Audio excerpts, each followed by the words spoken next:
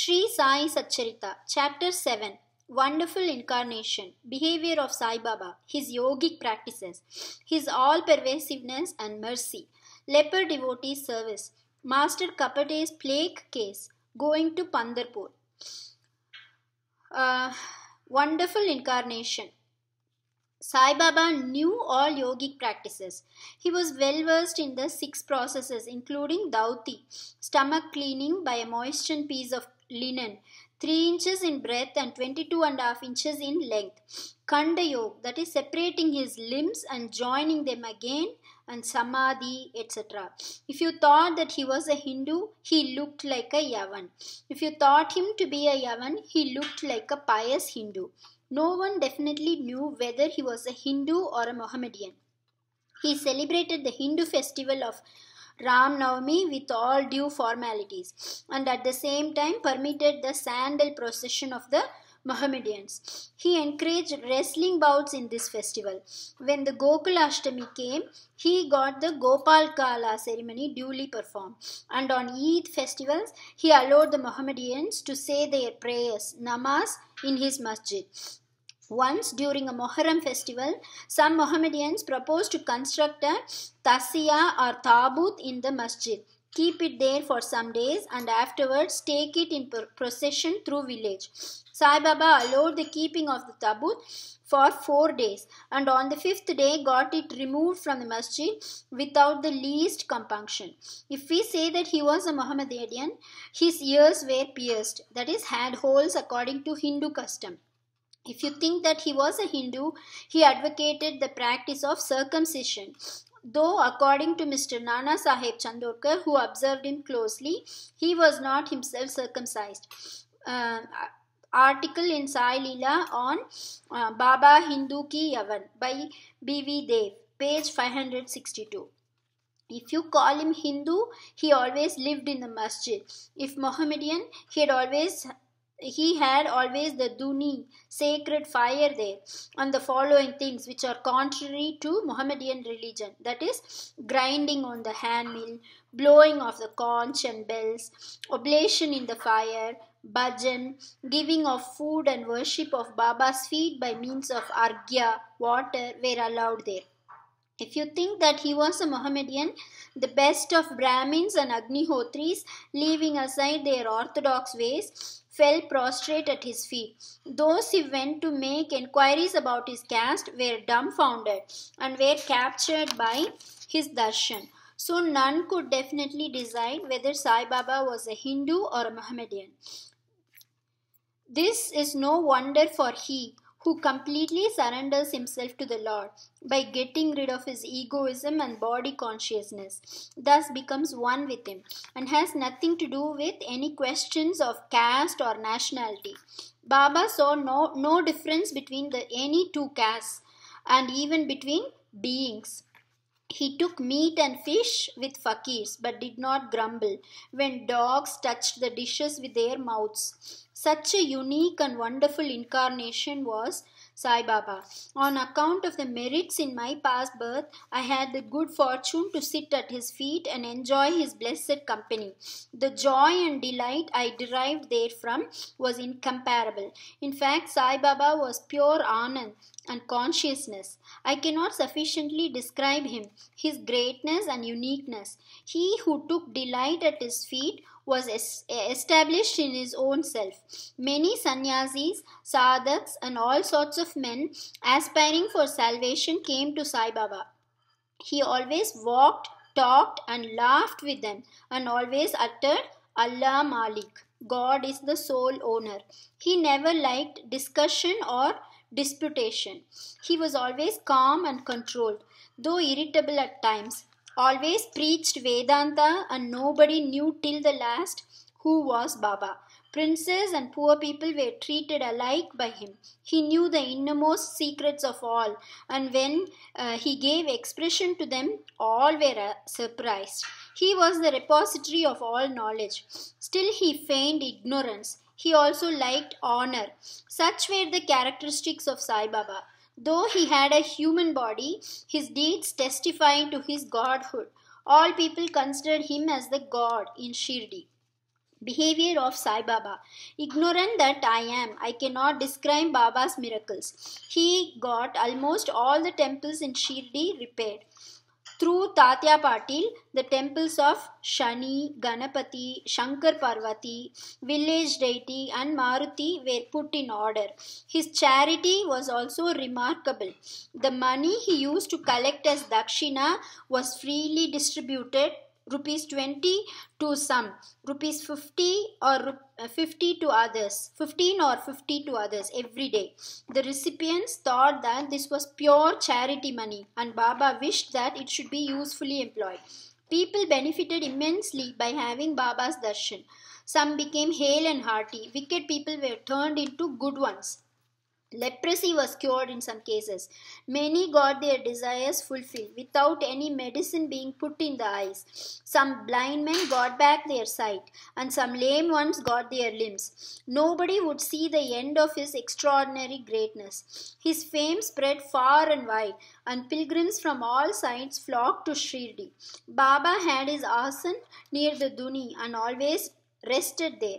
He sat there in meditation, sometimes without a bath. He used to tie a small white turban on his head and wear a clean dhotar round his waist and a shirt on his body. This was his attire in the beginning. He first practiced medicine in the village. He examined patients and gave medicines. He was always successful, and he became famous as a hakim, doctor. A curious case may be narrated here. One devotee had his eyes quite red and swollen. No doctor was available in Shirdi. The other devotees took him to Baba. In such cases, other doctors would use ointments, anjans, cow's milk, and camphorated drugs, etc. Baba's remedy was quite unique. He pounded some biba, some carpus anacardium, that is, marking nuts, and made 2 balls of them and thrust them on in each eye of the patient and wrapped a cloth bandage around them. Next day the bandage was removed and water was poured over them. The inflammation subsided and the pupils became white and clear. Though the eyes are very delicate, the biba caused no hurt but removed the disease of the eyes. Many such cases were cured. This is the only one instance in this regard. Baba's yogic practices. Baba knew all the processes and practices of yoga. 2 of them will be described here. Dauti Kriya or cleansing process. Every third day, Baba went to the well near banyan tree at a considerable distance from the masjid, washed his mouth and had a bath. On one occasion, he was seen throwing up his intestines, cleaned them inside outside, and placed them on a jam tree for drying. There are people in Shirdi who have actually seen this and who have testified to this fact. Ordinary dauti is done by a moistened piece of linen, 3 inches broad, 22.5 feet long. This piece is gulped down the throat and allowed to remain in the stomach for about half an hour for being reacted there and then taken out. But Baba's dauti was quite unique and extraordinary. Number 2. Kanda Yoga. In this practice, Baba extracted the limbs from his body and left them separately at different places in the masjid. Once a gentleman went to the masjid and saw the limbs of Baba lying in separated places. He was terrified. He first thought of running to the village officers and informing them of Baba being hacked to pieces and murdered. He thought that perhaps he would be held responsible as he was the first informant and knew something of the affair. So he kept silent. But next day when he went to the masjid, he was very much surprised to see Baba, hale and hearty as before. He thought that what he had seen the previous day was only a dream.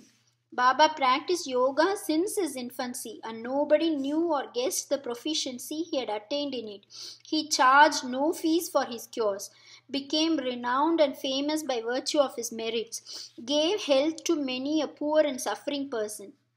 This famous doctor of doctors cared not for his interests, but always worked for the good and welfare of others, himself suffering unbearable and terrible pain many a time in the process. One such instance I will relate now, which will show the all-pervasive and the most merciful character of Sai Baba.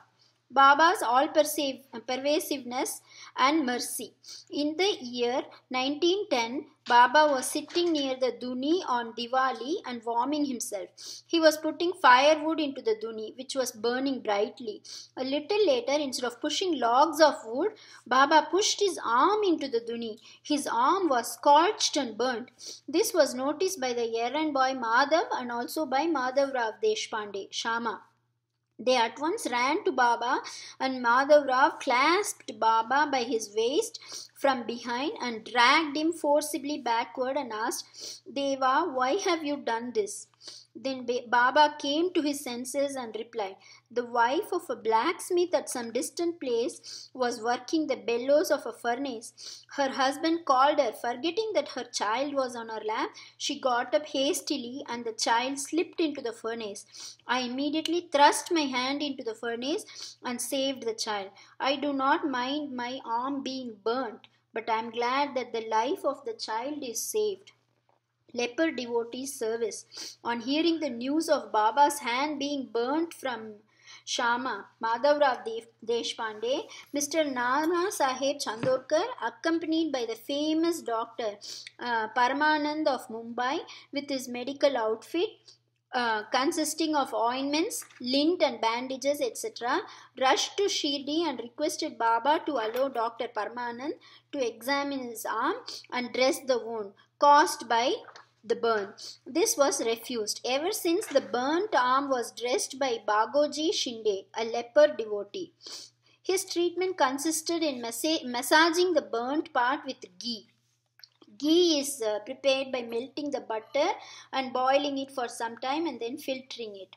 After massaging the burnt part with ghee and then placing a leaf over it and bandaging it tightly, Mr. Nana Sahib Chandorkar solicited Baba many a time to unfasten the bandages, get the wound examined, dressed and treated by Dr. Parmanand with the object that it may heal fast.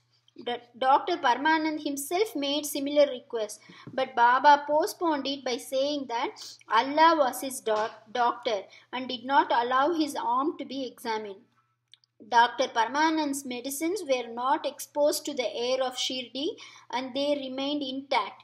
But he had the good fortune of getting a darshan of Baba. Bagoji was allowed to treat the hand daily. After some days, the arm healed and all were happy. Still, we do not know whether any trace of pain was left or not. Every morning, Bagoji went through his program of untying the bandages, massaging the arm with ghee and tightly bandaging it again.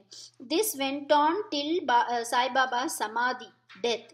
Sai Baba, a perfect Siddha as he did not really want this treatment, but out of love for his devotee, he allowed the Upasana service of Bagoji to go on uninterrupted all along. When Baba started for Lendi, Bagoji held an umbrella over him and accompanied him. Every morning, when Baba sat near the post close to the Duni, Bagoji was present and started his service. Bagoji was a sinner in his past birth. He was suffering from leprosy. His fingers had shrunk. His body was full of pus and smelling badly. Though outwardly he seemed so unfortunate, he was really very lucky and happy, for he was the premier servant of Baba and got the benefit of his company. Master Kabade's plague case. I shall now relate another instance of Baba's wonderful Leela. Mrs. Kapade, the wife of Mr. Dada Saheb Kapade of Amaravati, was staying at Shirdi with her young son for some days. One day the son got high fever, which further developed into bubonic plague. The mother was frightened and felt most uneasy. She thought of leaving the place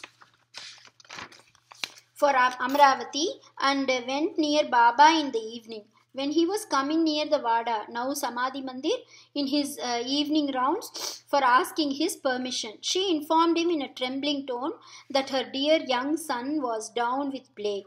Baba spoke kindly and softly to her, saying that the sky is beset with clouds, but they will melt and pass off, and everything will be smooth and clear. So saying, he lifted up his kafni up to the waist and showed to all present 4 fully developed buboes, as big as eggs, and added, "See how I have to suffer for my devotees.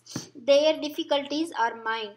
Seeing this unique and extraordinary deed, Leela, the people were convinced as to how the saints suffer pains for their devotees. The hearts of the saints is softer than wax. It is soft in and out